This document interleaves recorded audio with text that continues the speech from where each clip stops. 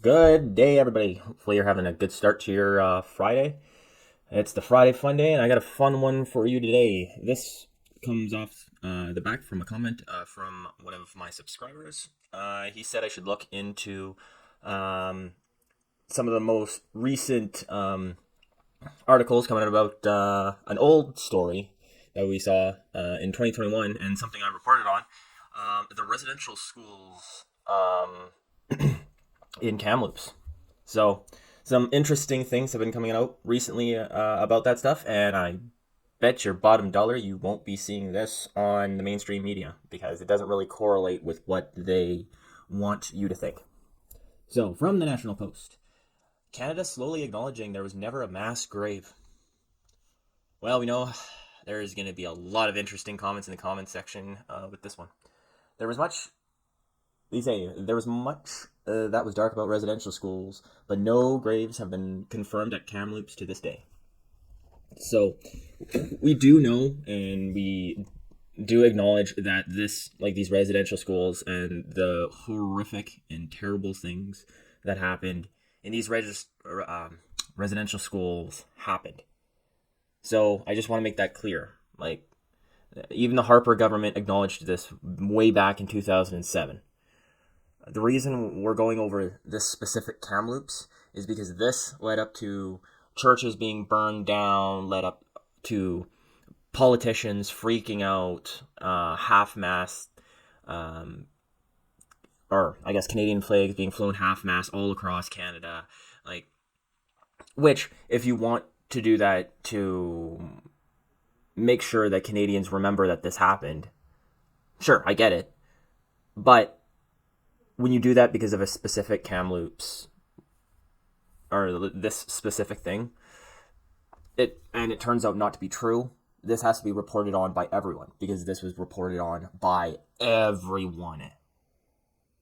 And if it turns out not to be true,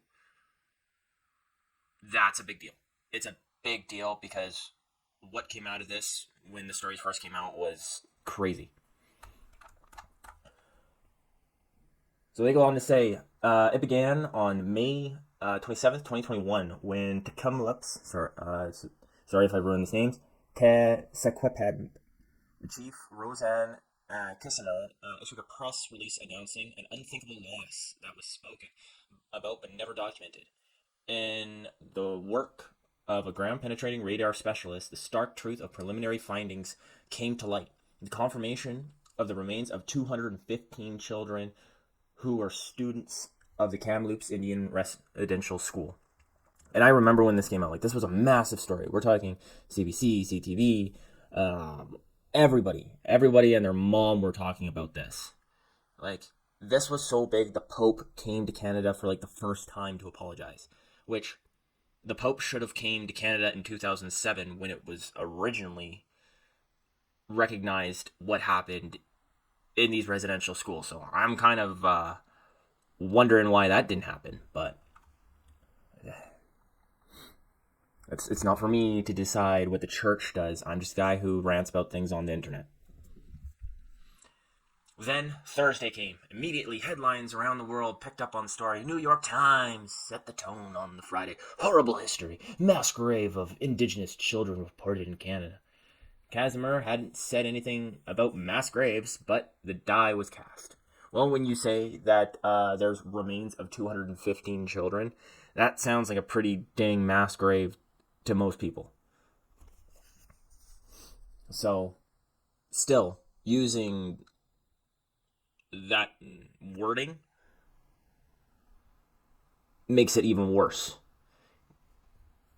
Because when you read, like, most people just read the headlines, they don't actually read what's in the body. So if somebody's just going to scroll and see, like, mass graves in Canada, then yeah, they're going to see, they're not going to read that it's 215 children. They're going to probably imagine like it's like those grade, like the something you see from like the Holodomor and Soviet Union, those photos, or the photos you see during World War II of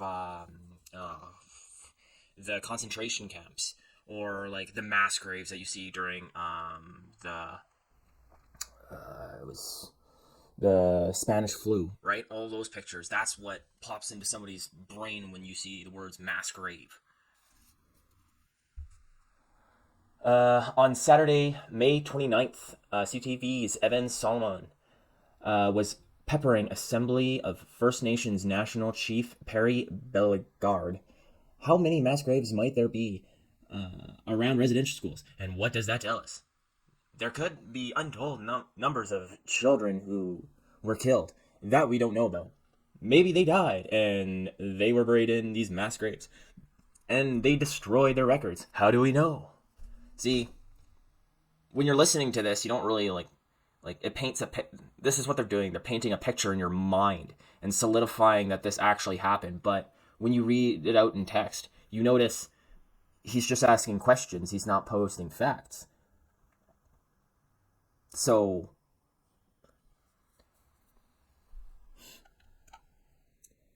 they continue. That evening on CTV News, they put out stories. The discovery of the mass grave is gripping the nation tonight. Oh, sorry. Phone going off. Monday edition, mass grave of Indigenous children discovered in Kamloops, BC. On CBC, after children's mass grave found, advocates say it's time to scan all residential school sites. So you can and then Monday, everywhere. That's all you see. Mass grave, mass grave, mass grave, mass grave. And remember before, like the chief, Roseanne Casimir, didn't say anything about a mass grave. She didn't say that. And then they go on to say on Tuesday, June 1st, Chief Casimir, remember, she was the person who like initially came out to say stuff on this and didn't say anything about mass graves. Tried to set the record straight, referring to ground penetrating radar surveys as the initial horrific findings of what could potentially be, though they are very preliminary. There could very well be children beneath the surface. Could very well be. 3 days later, on Friday, Chief Casimir was more emphatic. This is not a mass grave, but rather unmarked burial sites that are, to our knowledge, also undocumented. So the chief comes out and says specifically, this is not a mass grave. And yet, everybody's still saying, oh, it's a mass grave. And even now, when I looked into this on Google, it said, it has like, oh, mass grave, non-mass grave hoax, yada, yada, yada. It literally has like a bunch of articles. Though, to be completely honest, this was maybe like a week ago. That says like, oh, all of this stuff is totally true. If you don't believe in the Kamloops mass graves, you're just a hoax. You believe in a hoax. Oh, you're just a conspiracy theorist then. And now we come up with this. Where on June 1st, 2022, I believe, no, 2021, she said it's not a mass grave. So, like, all of these, like, CTV, CBC, all of them aren't telling the truth. They're lying to you. At best, they're twisting the truth. So they go, this week being a third anniversary, Chief Casimir announced a day of reflection with almost exactly the same wording as her 2020 first statement, but an important difference. Listen to what this difference is. She came out and said, this unthinkable loss that was spoken about but never documented, that was in 2021, but this time, she said, the stark truth about the preliminary findings came to light. The confirmation of 215 anomalies were detected.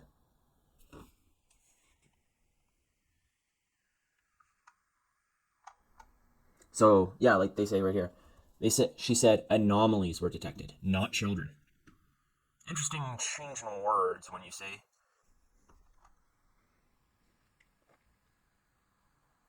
So they go on to say a lot more stories about what happened in Canada. I'll leave you to read this on the National Post because I'd like people to actually go here to this article and read it. Sorry for scrolling. They go on to say across Canada because of course, all the media outlets thought it would be a great idea to tell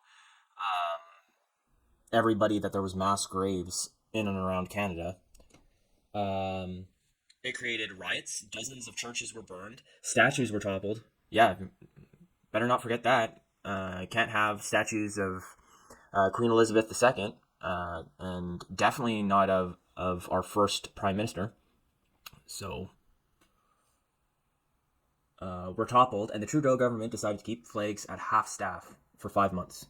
So they also go on to say a bunch of about some kind of crackpot, I don't know, church guy saying that he saw Queen Elizabeth go into the woods with some children.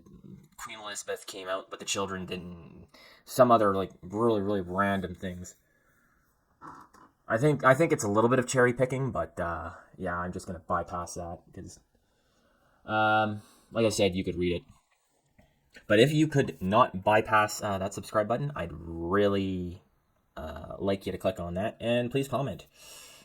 I probably will not be reading the comments below on this one because it's gonna be terrifying. The credibility, or they go on to say, the credibility of the 2021 ground penetrating radar study was also thrown into doubt in 2022 when when Chief Casimir and her council were presented with an independent site analysis showing that the anomalies were less likely graves and more likely the result of decades of ground disturbances, irrigation ditches, utility lines, backhoe trenches, archaeological digs, water lines, drains, and so on, so on, so on. It could be oil, right? It could be air pockets, right?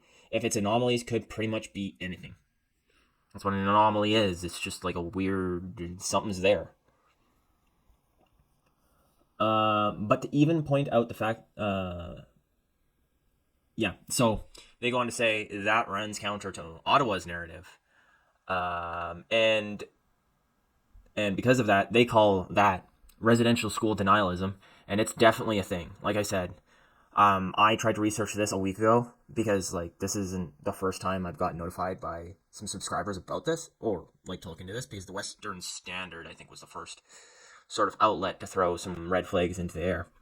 But so I looked it over, and yeah, pretty much like every site that said if you don't believe in this, it's residential school denialism.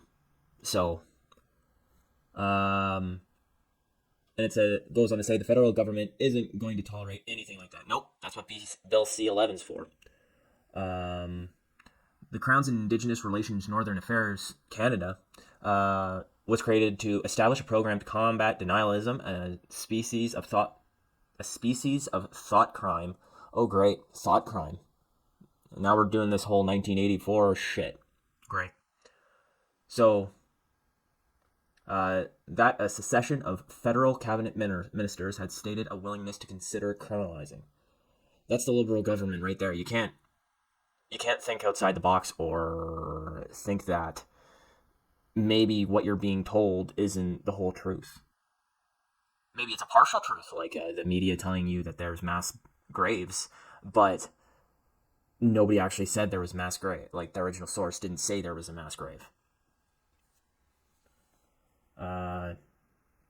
They said that the recent federal budget set aside $5 million for that. Last June, combating residential school denialism was a major focus of the 175-page interim report by Kimberly Murray. So that would be the Murray Report. So that was Ottawa's independent special interlocutor for missing children and unmarked graves and buried sites associated with Indian residential schools. Holy moly, that is a mouthful.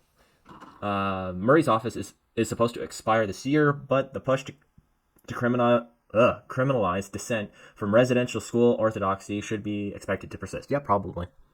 So, with the Liberal government, thought crime is a thing. So, I mean, the federal government's going to hate me just for bringing you to the National Post here saying that this is happening. And I'm not even denying there might be some graves there. We just don't know. And I'm like, anyways, that's a rant for later. Let's continue. They say a key element to the Murray's report was the assertion that to dispute the proposition that Canada's residential schools constituted extremely bad things, or to like extremely large end of life, or to make a case for the school's sometimes benign features, is to engage in denialism. No, it's to engage in questioning the narrative, questioning if something is true. It's to engage in actually thinking about stuff, not just being a sheep. Last year, a Senate Indigenous Peoples Committee report said denialism would include criticisms of the credibility of the Kamloops documentation of the Orchard Graves hypothesis. Denialism serves to distract people from the horrific consequences of residential schools and the realities of missing children, burials, and unmarked graves. So they also go on to say that it's possible that incinerators, which these residential schools had, could have been used to destroy the bodies, and that's why you can't find them. So it's a lot of could, this could have happened, might have. Yeah, that's great. So it's nice to see, or I like how they point out here in the National Post. It's like point out these groups who want to stop people from speaking their mind or questioning the mainstream narrative, especially when the mainstream narrative lies to you. But right, and they want to make it a criminal act, and just to think the wrong thing, or like to think what the government, or not even the government, these people who we don't even vote for, right? These Senate of Indigenous Peoples Committee, right? I didn't vote for these people, but they're saying that denialism should be a criminal act. It's okay. No, no, we live in Canada, not North Korea. We are allowed to dissent about. Oh, okay. We're allowed to question everything. We're supposed to question everything. You're actually, when you're taught in grade school, you're supposed to listen to everything and question everything. If you don't know things, ask questions. It's exactly why my channel exists, is to question all of these narratives and see what people say about it, is to expand horizons. And they're saying, even like these groups are saying, even the tiny little, like, even if you say that this might not have happened, that is denialism. So you are going to be punished for that. You are going to be silenced, or at least you should be silenced, because that is hate, and that is not allowed in Canada. And that's pretty much what like this Murray report says, that when they say engaging in denialism is engaging in violence and a form of hate speech. And I just, that's not how we do things here in Canada. That's not how Canada was, and that's not what Canada should be. We should be able to question everything and be smart enough to debate with each other, and then find, through research, find the right outcome. Because unfortunately, people are going to have, because if you criminalize this stuff, you're still going to have people who believe that it wasn't real, but then they're going to go underground and just get more radical ideas. So, or you're going to have people just become more and more stupid, or have people just blindly follow what the government tells you, and then becomes like North Korea, where the government and people you don't vote for become your overlords. Anywho, there was a budget that they sent, and they also go on to say, and this is an extremely fun one, is with the Kamloops community, however, there was serious misgivings even in the beginning about the way the story was being told. The 14 major families within the community made it known to Casimir early on that an excavation of the orchard site should begin as soon as possible. 3 years and nearly $8 million in federal funding later. $8 million. No excavation has occurred. Where's that money going? Now, Chief Casimir comes out and says the work is being done in compliance with Secwepemc laws, legal traditions, worldviews, values, and protocols. So, worldviews. So, do you mean like once this all kind of gets shoved under the rug, you're gonna, or not shoved under the rug, once this kind of becomes forgotten, you're gonna dig this up, and then if you find something, then, or if you find some bones, are you gonna report it? But if you don't find anything, you're just not gonna report it, and then nobody's gonna know. Because from what it sounds like, it's been 3 years and no excavation has started. And if this was truly important, which I'm assuming if there was 215 children there, it's pretty dang important to find the families, right? And so the families can have the bones of their ancestors, and then they can make a marked grave for them and send them off properly. You'd think that would be an important thing to do for your community, especially if the federal government's giving you $8 million to do it. And she goes on and says, however, our investigative findings and investigative steps are currently being kept confidential to preserve the integrity of the investigation. Apparently the photo radar wasn't very, the radar wasn't very confidential. You didn't really care about releasing that to the media. And you didn't really care about coming out the very next day after the first tabloid put out that it was a mass grave. The next day, you didn't really care about coming out and being like, hey, no. You waited a couple of days after that. So there's definitely something a little fishy there when $8 million just goes missing because of bureaucracy. Well, I don't know if you can really call that fishy because that's the government for you. So, anyways, that's all I got for you this morning. Let me know what you think down below. Personally, I'm extremely skeptical on what's happening with it right now.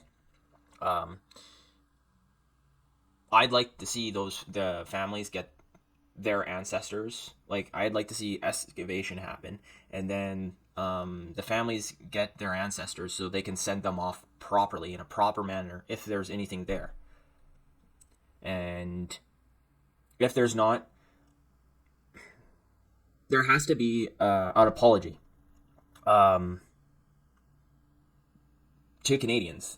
I'm trying to think of Chief Casimir has to give an apology to Canadians to apologize for her rhetoric, even though she didn't say anything about mass graves. She has to come out and say, I apologize for insinuating, I know I didn't say this, yada, yada, yada, right?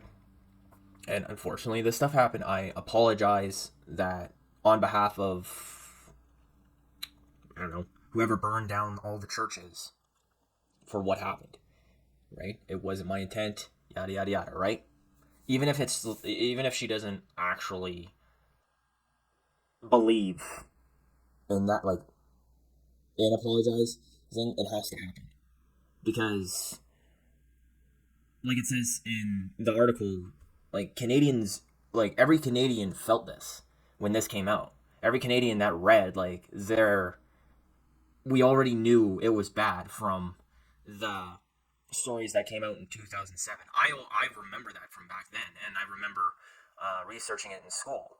And I remember, we talk about, the dark time in Canada's history, right? And then saying this, it just all, it makes us ashamed of our history, which we should be ashamed of these residential schools. But if this was a lie, or if this sparked an outrage, right, you have to realize that you affected every Canadian. So, and there has to be an apology by the federal government as well. Because the federal government, I actually retract that. The federal government, they latched on, but they latch on to everything. So there has to be an apology by all of the media sites, all the mainstream, everybody who said that there was a mass grave there. That they have to come out and apologize to the Canadian people. Well, to every, like, yeah, because they publicly they publicly shamed us in front of the world on a mass scale. And then, like I said, the arsons that happened because they went nuts on this reporting. So, and I'm not blaming the mainstream media on the arson. That's those specific people, right? That wasn't their doing. But I mean, anyways, bringing it back. Like I said, I'd like to see what's actually there at that Kamloops orchard. But it looks like it's being bogged down by politics. So who knows if we'll ever get to actually. Like, we'll probably never know. It'll just always be anomalies. And this will just be another dark time in Canada's history. But like I said, let me know what you think in the comments down below, and have a good rest of your day.